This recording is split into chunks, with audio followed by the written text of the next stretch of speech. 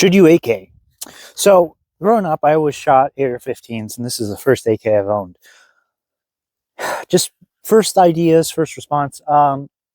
It's a lot softer shooting in this 5.45 by 39 cartridge that this AK-74 is in. Of course, Palmetto State Armory, they have their hiccups. I think they're beyond their I don't know, growing pains of developing and running and manufacturing these AKs. I haven't seen the kind of horrible chatter marks on the bolt. I'm about 300 rounds in, give or take. It still runs. I haven't even cleaned this thing. All I've done is put a little bit of oil on the bolt itself and in between the bolt carrier and the bolt. So it runs fine. It runs cleaner. And as I am a suppressor holic, I always like running suppressors. Once you have a suppressor, it's hard to go back. And so one of the big issues with an AR-15 is they get so dirty so quick. And that's pretty much mitigated entirely by the long stroke piston. It takes a lot of that gunk and junk that would get back into the action, gets rid of that with that pseudo direct impingement, because an AR-15 really isn't true direct impingement if you know what you are looking at. So heading back to the stock of the rifle, when I got this rifle, there was no play in this. Now there's quite a bit of play. What it is there's two set screws that in the receiver back here, there's two set screws that push against the front of the folding stock. And those set screws have become loose over time. And I just need to go in there, put a drop of Loctite on them and set them where I want them to be. This gun is probably one of the neatest guns I own. Just because of the uniqueness, just because of the abnormality of it. I mean, how many people do you know that own a 5.45 AK? They're just kind of a vibe, and there's no other words to describe it. It's very quickly becoming one of my favorite guns to run, just because I can run it for so long, not have to worry about cleaning it as much. I mean, it will eventually gum up and get dirty and be nasty at some point, but the fact that I can run it like this and not have to worry about it, I mean, if I was 300 rounds in, suppressed, with a non-adjustable gas block on an AR-15, I would be running a very sluggish bolt. I could feel it usually in the action that it's chugging along, but it's getting up there and it's having a hard time running. Now, if I was in a situation where I needed that AR-15 to keep running, all I would do was swap out the bolt carrier group, and with a clean spare bolt carrier group, I could keep running.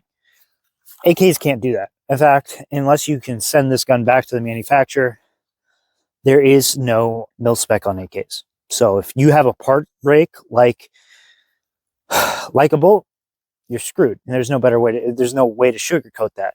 AKs, because they don't have that mil spec, you can't swap bolts out. And of course, your barrels are pinned in place. So unless you send it out to a gunsmith that works on AKs, which there are quite a few of them around, you're stuck with it. And that's just how it is. It runs great. It's a fun gun to run. I have no idea if the parts are going to break. I don't even know if it's overgassed or undergassed because I have no experience on this. But that being said, the kind of consensus I saw it online is these are very softly gassed guns from PSA out of the box.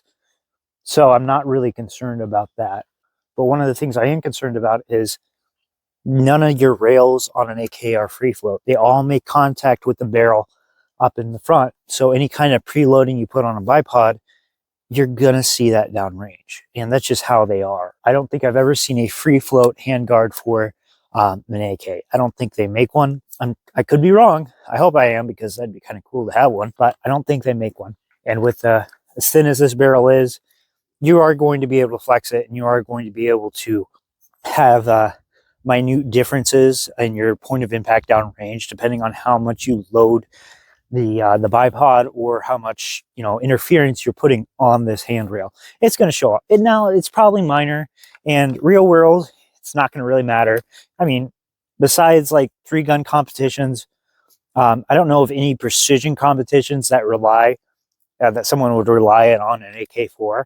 I know that there are some like carbine style competitions where you'd run an AR-15. I wouldn't suggest running one of these guns, just because there's that little bit of inaccuracy. Not only that, but if we look here, the actual optic is on the dust cover.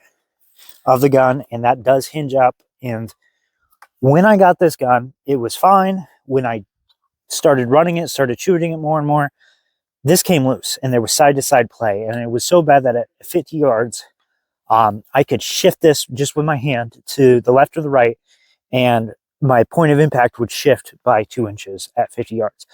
That's a lot. That's like missing your target entirely at 300 yards. So what I went ahead and did is there's a single, see if you can see it, there's a single little screw right there. Why one screw, I don't know. If they would have just done a countersink and had 2 screws, that would have locked it in place once you torqued them down to spec, and it would never have been an issue. But because there's one single screw there, it likes to pivot. It's prone to flexing left and right, and this whole rail, this whole top dust cover flexes left and right, and it pivots on that screw. That being said, my fix was to simply take epoxy and essentially bed that screw and bend that assembly in place so that there is no side-to-side play. And it's worked so far. I haven't had any kind of weird point of impact shift like I had initially. Of course, this gun is awesome. It's fun to run. I pride myself in saying the fact that I am not a gun review channel, because gun review channels will, you know, get affiliate links and all that to get these guns on hand. Now, some of them are good. Some of them, you know, state, you know, their relationship to the company or not. I'm Joe Schmo. I don't have any relationship to Palmetto State Armory. I'm more interested on the ballistics of this gun than the gun itself.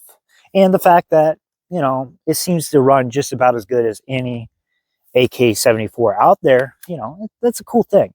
It's more about the AK-74 than it is about this make and brand, I would say. That being said, the ballistics of this are kind of awesome. Now, for those of you who don't know, the 5.45 round is somewhat more petite than the 2.23 round. And what I mean by petite is, even though the bullets tend to be slightly heavier than your typical 55 grain 2.23 round, the powder capacity of the actual cartridge is less. There's a lot less volume physically that you can put powder in here. That being mixed with the fact that it is steel case, and steel case can't take quite the pressure because it doesn't seal as well as brass case ammo, means that this case itself and this cartridge itself will be lower pressure than your typical NATO ammunition. That's actually kind of a good thing, because this makes this gun incredibly soft shooting. However, less powder isn't necessarily a bad thing. Whereas 2.23 5.56 was really designed for that 20-inch barrel, this one was designed for about a 16-inch barrel. So being that it's designed for a 16-inch barrel, is less powder ejecting out the end of the barrel, wasteful, you know, huge muzzle flashes, that kind of a thing. And subsequently, it's really, really nice to suppress, which I'm really happy for, because I love running suppressors. So it makes things much nicer, much easier to run. You're stuck with Russian steel case for most of your applications. But there is a little bit of a silver lining. Hornady does make a VMAX round with brass cases, and they are reloadable. That being said, I will be reloading for this rifle in the future. I will be doing ballistics tests, because like I said, I'm more interested in the ballistics behind this rifle than necessarily the rifle itself. Rifle's cool. It is, don't get me wrong, but it's more about the engine under the hood than it is about the body of the car, if you will. And that's just how I am. I'm a ballistics nerd. It just comes down to those few aspects that makes this thing so cool to me.